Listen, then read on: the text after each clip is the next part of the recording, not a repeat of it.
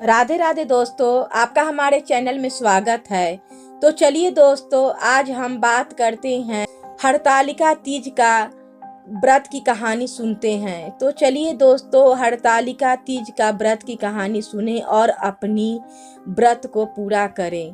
तो दोस्तों, यह हरतालिका व्रत कथा शिव जी ने माँ पार्वती को सुनाई थी। शिव भगवान ने इस कथा में माँ पार्वती को उनका पिछला जन्म याद दिलाया था। हे गौरा, पिछले जन्म में तुमने मुझे पाने के लिए बहुत छोटी उम्र में कठोर तप और घोर तपस्या की थी। तुमने खाया पिया बस हवा और सूखे पत्ते चबाए।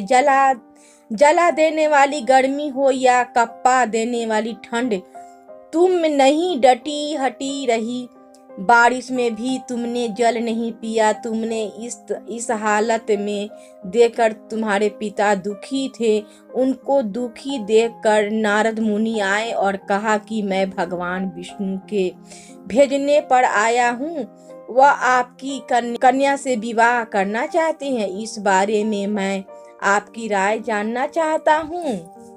नारद जी की बात सुन करके आपके पिता बोले, अगर भगवान विष्णु यह चाहते हैं तो उनको कोई आपत्ति नहीं है, परंतु जब तुम्हें इस विवाह के बारे में पता चला तो तुम दुखी हो गई। तुम्हारी एक सहेली ने तुम्हारे दुख का कारण पूछा तो तुमने कहा कि मैंने सच्चे मन से भगवान शिव का वरण किया है, किंतु मेरे पिता ने मेरा विवाह विष्णु जी के साथ तय कर दिया है। मैं विचित्र धर्म संकट में हूँ। अब मेरे पास प्राण त्याग देने की अलावा कोई और उपाय नहीं बचा है। तुम्हारी सखी बहुत ही समझदार थी। तुमने कहा प्राण छोड़ने का यह कारण ही क्या है? संकट के समय धैर्य से काम लेना चाहिए। भारतीय नारी के जीवन की सार्थकता इसी में है कि जिसे मन से पति रूप में एक बार वरण कर लिया, जीवन प्राप्त उसी से निर्वाह करें। मैं तुम्हें घनघोर वन में ले चलती हूँ, जो साधना स्थल भी है और जहाँ तुम्हारे पिता तुम्हें खोज भी नहीं पाएंगे। मुझे पूर्ण विश्वास है कि ईश्वर अवश्य ही तुम्हारी सहायता करेंगे। तुमने ऐसा ही किया। तुम्हारे पिता तुम्हें घर में ना पाकर बड़े चिंतित और दुखी हुए।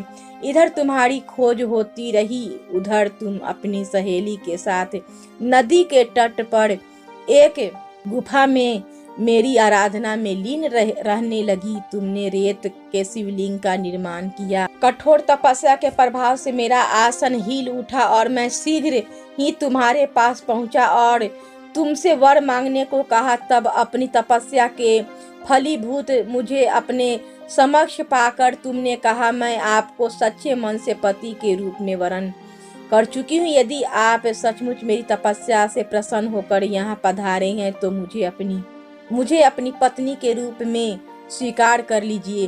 तब तथास्तु कहकर मैं कैलाश पर्वत पर लौट गया। उसी समय गिरिराज अपने बंधु बांधवों के साथ तुम्हें खोजते हुए वह पहुँचे। तुमने सारा वृत्तांत बताया और कहा कि मैं घर तभी जाऊंगी अगर आप महादेव से मेरा विवाह करोगे। तुम्हारे पिता मान गए और उन्होंने हमारा विवाह करवा। इस व्रत का महत्व यह है कि मैं इस व्रत को पूर्ण निष्ठा से करने वाली प्रत्येक स्त्री को पूजन के लिए केले के पत्ते में मंडप बनाकर गौरी शंकर की प्रतिमा स्थापित की जाती है।